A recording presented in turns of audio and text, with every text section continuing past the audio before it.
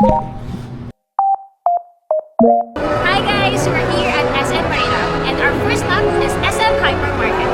We will also go to Merrimart and City Mall to compare these two supermarkets.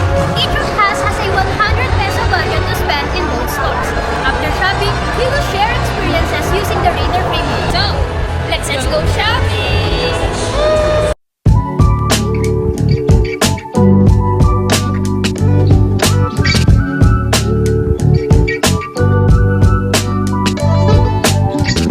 So now we're here at Merrimart in City Mall, Bocaue to do the same 100 peso budget challenge.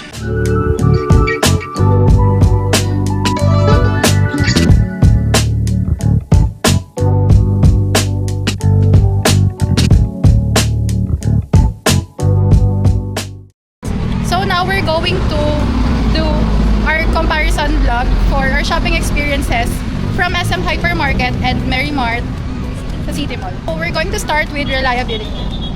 For reliability sa SM Hypermarket, they have a wide variety of products and they are also arranged sa aisles in a way that you can easily see what you want or what you want to get, what you want to shop.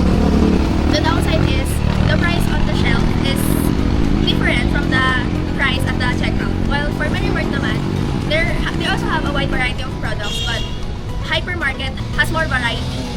Also, in terms of the shelf price, some of the prices is misplaced or wala talagang halagay. Overall, on my experience, mas prefer ko yung reliability ng SM Hypermarket compared sa Merrimart. Next is for the assurance. Sa SM Hypermarket, they have well-distributed security guards from the entrances, your exits, and even sa loob mismo ng supermarkets.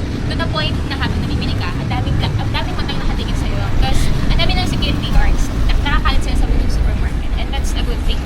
On the other hand, in Merrimart, surprisingly, sa entrance na lang, they don't have security guards.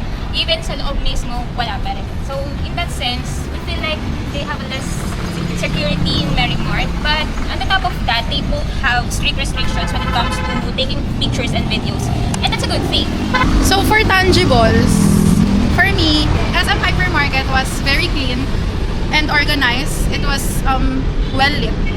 I think the downside was masyadong overwhelming yung displays because of the banners, kasi masyadong maraming banners. And also, the equipment, like the shopping cart, we had to replace our shopping cart for multiple times because we had problems sa gulong kasi tumitigil-tigil siya.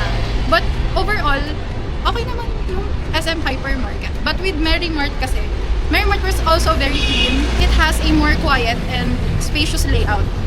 Kasi sa Hypermarket pala, I forgot to say, sa Hypermarket pala kasi, in the middle aisle was a bit cramped kasi may mga products pati sa gitna. Like pag nagsasalubong yung dalawang big cards, kailangan mag-reroute nung isa. Ganun. Tapos ayun, for Merrimart kasi, very spacious talaga siya. And yung ilaw, like cozy vibes and aesthetic vibes lang, especially dun sa winery section, para siyang pangmayaman. Ganun. Tapos, yung mga equipment nila for shopping carts and baskets, okay din siya, wala kami naging problem. For tangibles, for me, I think I go with Merrimart. So for empathy, we both all of us observed that both SM Hypermarket and Merrimart has a section for senior citizen, PWD, and pregnant women, which shows that they cater for vulnerable customers. Pero for my personal experience, may difference because sa SM Hypermarket, when I asked one of their staffs kung nasan yung sanitary pad section, very welcoming naman. However, mali yung naturo niya and I felt so very hassled, and also I felt that they don't fully listen to me. So, yeah, that's very down or very bad for me. And then next naman sa Merrimart, when I asked for their staff if nasan din yung same product na tinanong ko sa SM Hypermarket, I felt that ate or that staff listened to me and then truly understood what I need. So, for me, ang empathy mas pasok sa Merrimart. Hindi naman sa responsiveness. When I was being at the cashier, I requested that my groceries should be separated into 4 plastic bags and receipts. That's while ate or the cashier po scanning the items, napagsama niya yung dalawang dapat magkahiwalay. Tapos, when I pointed it out, sabi niya, hindi niya na daw maayos kasi na-scan niya na. So, then, going on sa Mary Mart, same din, I made the same request. Then, this time, they follow my instruction properly. Then, plus points kasi, isa lang yung counter niya, pero dalawa yung staff, which is the cashier and the bagger. So, mas smooth yung process. So, overall, in terms of responsiveness, I think mas okay ako sa Mary Mart. Ay, the winner is Mary Mart!